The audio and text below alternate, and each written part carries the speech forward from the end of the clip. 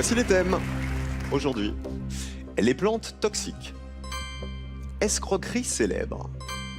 La côte normande ou les comédies britanniques. Joël, qu'est-ce qu'on donne à Cécile? Les escroqueries célèbres. Et pour vous? La côte normande. On part sur la côte normande. Vous auriez voulu quoi? Aucun des quatre. Aucun des... Ah bon, bah alors, je voulais rentrer chez moi pour ne pas louper le 14 juillet. Voilà, exactement. Allez, croyez en vous, vous n'êtes pas là pour rien, Cécile, on vous encourage. Bonne chance. Merci. Les escroqueries célèbres.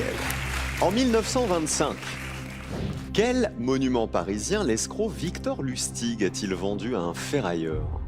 Cache la Tour Eiffel. Deuxième question, quel bijou est à l'origine d'une affaire d'escroquerie impliquant Marie-Antoinette?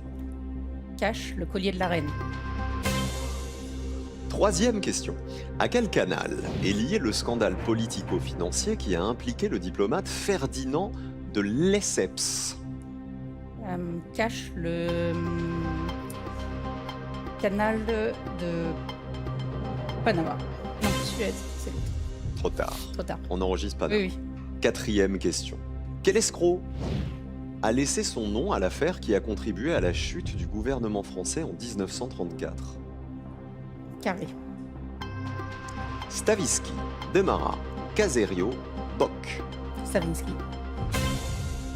Encore deux questions sur les escroqueries et les escrocs célèbres. En 1887, Cécile, quel ingénieur intente un procès à Graham Bell qui l'accuse de lui avoir volé l'invention du téléphone? Carré. Basilio Catania, Antonio Meucci, Pietro Agosti ou Luigi Marini? Catania, Meucci, Agosti, Marini. Marini. Et la dernière question, en 66, quel peintre découvre à New York 3 faux tableaux portant sa signature et démasque le faussaire David Stein? Carré. Marc Chagall, Pablo Picasso, Salvador Dali ou René Magritte? Chagall. Champion à votre avis? Elle a 18 points sûrs. Waouh! Peut-être potentiellement 21, mais 18 sûrs. Eh, 18-21, c'est une très belle finale, hein. Ça veut dire, Joël, que vous n'avez pas d'autre option Non? que faire un carton avec la côte normande. On y va, bonne finale, champion. Merci. On joue pour une 165e victoire. Quelle station balnéaire est associée à Trouville dans le nom d'une gare ferroviaire du Calvados? Cache, Deauville. La gare de Trouville-Deauville. Oui, 5 premiers points. Elle a été construite sur un banc de sable et elle a été inaugurée en 1863. La voici. Quelle roche calcaire constitue les falaises d'Étretat? Cache, la craie. La craie, 5 points de plus. C'est une roche d'origine marine formée par l'accumulation de coquilles de mollusques morts à l'époque du Crétacé. Sublime falaise d'Étretat. 10 points. Quelle plage du débarquement, champion, porte le nom d'un État des États-Unis? Cache, Utah. Utah Beach. Utah Beach, oui, l'Utah.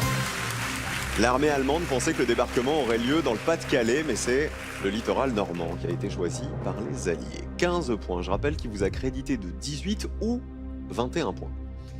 D'après son surnom, comment est la côte sur laquelle se situe la station balnéaire de Houlgat? Tentez cache.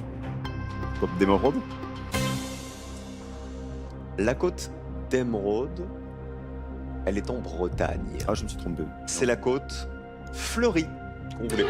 Houlgat, Ouais, qui est vrai. d'ailleurs surnommée la perle de la côte fleurie. La côte fleurie, Ouais. elle s'étend sur une quarantaine de kilomètres de Honfleur à Salénel. Question suivante sur la côte normande. De 1684 à 1791, que produisait-on dans la manufacture royale de Dieppe? Pas un carré.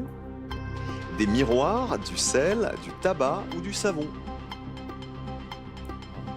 Les miroirs, sel, tabac, savon. Du savon. Avec la Révolution, la manufacture a disparu. En 1853, une autre manufacture s'est installée dans l'ancienne manufacture royale et elle produisait du tabac. 15 points toujours. Il reste une dernière question. À quelle commune de la Manche sont rattachées les îles Chausey? Je prends un carré. Granville, Barfleur, Avranches, Barneville-Carteret. Granville.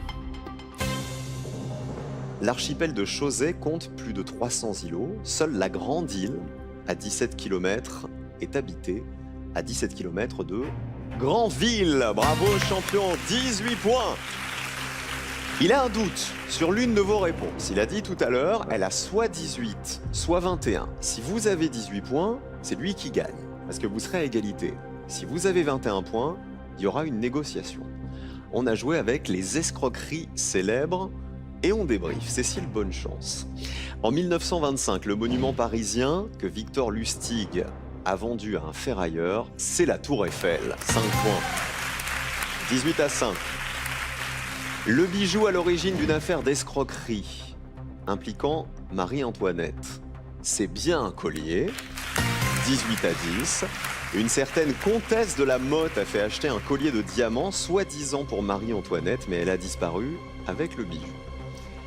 À quel canal est lié le scandale politico-financier qui a impliqué le diplomate Ferdinand de Lesseps? Vous m'avez dit canal de Panama, tout de suite vous l'avez regretté, vous vouliez dire le canal de Suez. En fait, non, je pense que c'est quand même Panama. C'est vrai? Ouais, j'hésite. Bien sûr, c'est Panama. Le canal de Panama? 5 points de plus, 18 à 15. Et on est à la moitié des questions. Quel escroc a laissé son nom à l'affaire qui a contribué à la chute du gouvernement français en 1934? Vous avez pris un carré, vous avez dit Stavisky. Si c'est la bonne réponse, vous êtes déjà à égalité. Et il restera encore 2 questions pour passer devant le champion. Il a escroqué le crédit municipal de Bayonne, En 34. dans votre coin. Je savais. Sa mort suspecte est une des causes de la chute du gouvernement de Camille Chotan. Et c'est Stavisky, 18 à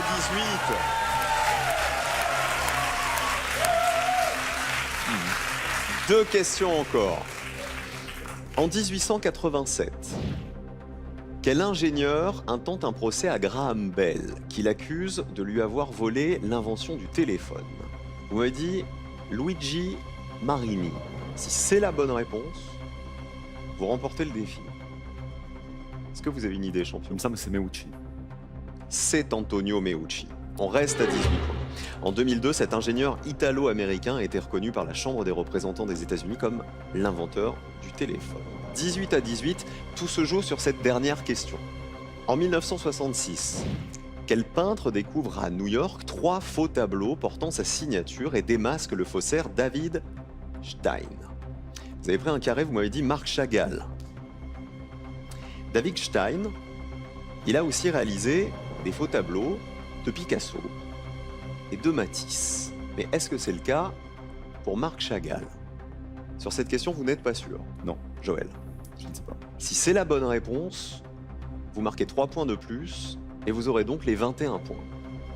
Et vous remportez le défi. En 66, le peintre qui découvre à New York 3 faux tableaux portant sa signature, c'est Marc Chagall. 3 points de plus. 18 à 21, Cécile remporte le défi. Et Thomas, son fiston, est heureux dans le public. Je rappelle que Joël jouait aujourd'hui pour sa 165e victoire. Cécile, vous avez 21 points. Ça veut dire 2100 €, quoi qu'il arrive, qui vous sont acquis grâce à vos bonnes réponses. Maintenant, je me tourne vers Joël. 163 400 € dans la cagnotte. Champion, quelle somme proposez-vous à Cécile pour conserver votre fauteuil? Je vous laisse réfléchir et je vous écoute. 8 000 €. 8 000 €.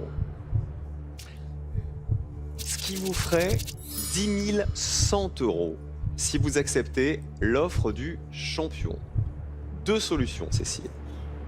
Soit Vous acceptez l'offre de Joël et vous repartez avec 10 100 € en une seule émission avec Thomas, votre fiston. Soit vous prenez le fauteuil et dans ce cas-là, l'aventure démarre avec 2 100 € en poche.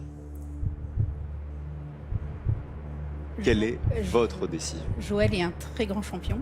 Le deuxième, il est pas loin de devenir premier. Ça m'embêterait de l'empêcher d'accéder à la première place. Et puis j'ai un deuxième fiston qui m'attend à la maison. J'ai pas que Thomas. Donc je vais prendre l'argent et rentrer chez moi. 10 100 €, ça veut dire que le champion reste champion. Bravo Joël. Je pense que vous pouvez vous embrasser tous les deux. C'était une très belle finale. Je te l'avais dit. Venez là Cécile, 10 100 € et bravo à vous. Vous faites partie des très rares candidates à l'avoir fait trébucher. Joël, je vous laisse rejoindre le fauteuil. On embrasse Thomas et on vous souhaite un bel été. Va-t-il devenir le plus grand champion de l'émission? On l'applaudit Joël, 155 400 € dans la cagnotte. C'était la 4e négociation. Eh oui. Vous n'êtes pas invincible. Non, il y a un cœur qui bat sous cette chemise. Bon, la bonne nouvelle, c'est que demain, c'est le défilé du 14 juillet, donc vous allez avoir le temps de vous reposer. Merci d'avoir joué avec nous, les amis. C'est une nouvelle page de l'histoire du champion qui s'est écrite devant vous. On se retrouve donc mardi pour une nouvelle partie. Salut à tous, à mardi.